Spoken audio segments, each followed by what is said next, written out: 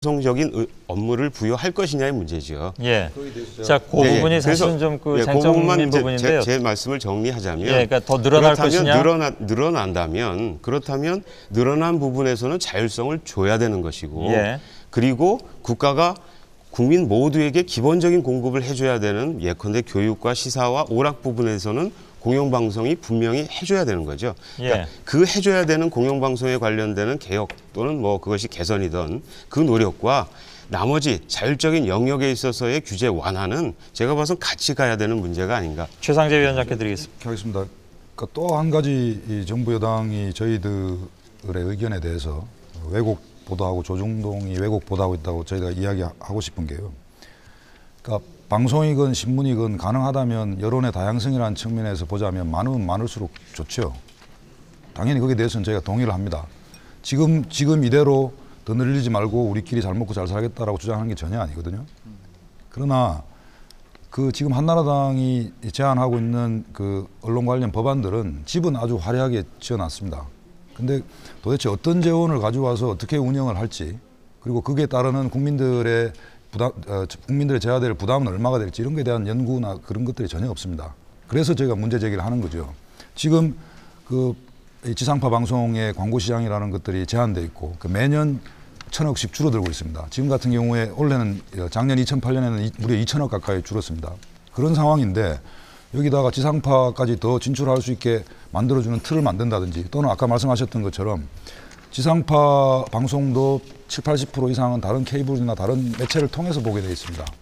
동일하게 경쟁시키는 거죠. 그러니까 사실 우리가 지상파냐 지금 케이블이냐 또 IPTV냐라고 구분하는 게 우리나라 같은 상황에서 의미가 없게 돼버렸습니다.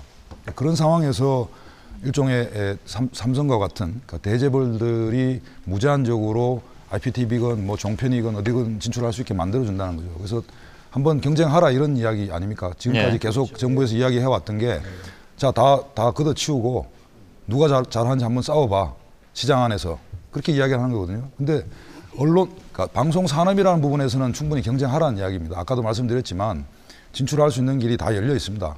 그런 부분에서는 경쟁하라는 거죠. 근데 다만 언론의 기능을 담당하고 있는 방송 뉴스를 이렇게 무제한을 경쟁을 시키는 것이 과연 타당한 것인가? 알겠습니다. 그런 문제 제기를 하는 거죠. 잠깐만요. 이게 뭐 제가 좀 개입을 해야 되겠습니다. 잠깐만요. 얘가 자연스럽게 뭐 지금 최 위원장께서 말씀하셨습니다만 뉴스 얘기를 하시면서 이른바 이제 그 여론 독과점 가능성 문제로 올라갔으면 합니다. 이 논의를 다시 되돌리지 마십시오. 그 부분에 있어서 우선 문제 제기하는 쪽에서는 뭐 당연히 그 여론 독과점이 초래될 것이다라고 보는 것이고, 진 의원님은 뭐 반대로 보실 텐데요. 답변을 제가 드리겠습니다. 말씀하시죠. 첫째는 팩트 파인딩 부분을 잡겠습니다. 존경하는 전병헌 의원께서 100 다민영 이야기를 하셨는데, 지금 우리가 내놓은 이 방송법에는 결코 100 다민영 아닙니다.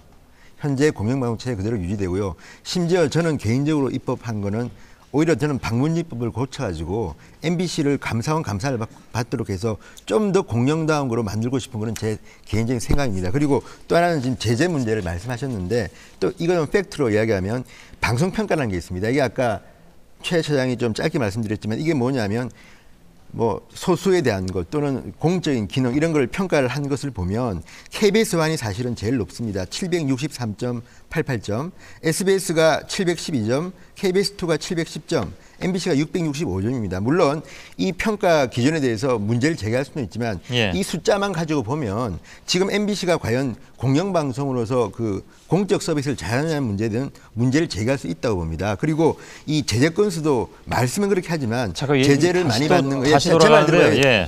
일단 팩트 파인딩 하고 난 뒤에 이제 말씀드리겠습니다. 또 하나 문제는 뉴스에 대한 말씀을 하셨는데요.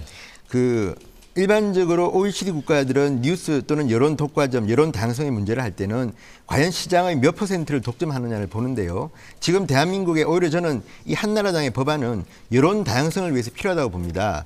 지금 KBS나 MBC가 매체 영향력이 굉장히 큽니다. 오히려 신문들은 지금 굉장히 적습니다.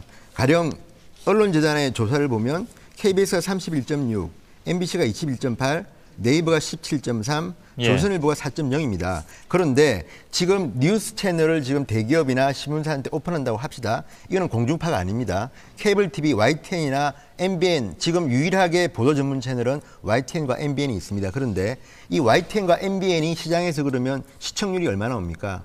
1%가 아마 안 나올 거예요. 지금 공중파는 좀 다르기 때문에 지금 조선일보나 동아일보나 중앙일보가 뉴스 채널을 한다고 하면 일반적으로 케이블 TV PP를 준비해 보신 분은 아시겠지만 특히 뉴스 채널 시간이 굉장히 많이 걸립니다. 그리고 돈이 많이 들기 때문에 1, 2년 내로는 지금 법을 만들어도 하기 힘듭니다. 그리고 최상재 위원장께서 아까 그런 말씀을 하셨습니다. 지금 공중파 채널도 광고가 힘든데 종합편성 PP 나오고 하면 과연 이 작은 시장을 어떻게 할 거냐. 근데 저는 법이라는 것은 법에서 종합편성 PP를 규정하더라도 사업자가 매력이 없으면 안 하면 되는 겁니다. 그리고 뉴스 채널을 신문사 대기업 49% 인정한다 하더라도 신문사가 타당성 검사를 해보고 이게 이해가 안 되면 안 합니다. 예. 무슨 이야기냐면 법은 법에서 정했다고 해서 다 하는 건 아닌데 지금 미국의 대기업 사실은 우리나라만 지금 재벌이라는 단어를 쓰시는데 저는 그 단어도 보면 재벌, 조중동 이 네이밍을 통해서 굉장히 나쁘다는 이미지를 좀 주고 있습니다. 그런데 시청자들 입장에 볼 때는 가능하면 어떻게 더 좋은 서비스를 보냐입니다. 그리고 아까 최상재 위원장께서 아까 미국의 아까 아나운서 기자 그 표를 제가 해설을 하자면 이렇습니다. 시청자 입장에서는 그것이 공중파 방송의 아나운서나 기자가 만든 프로그램이든 외주 제작사의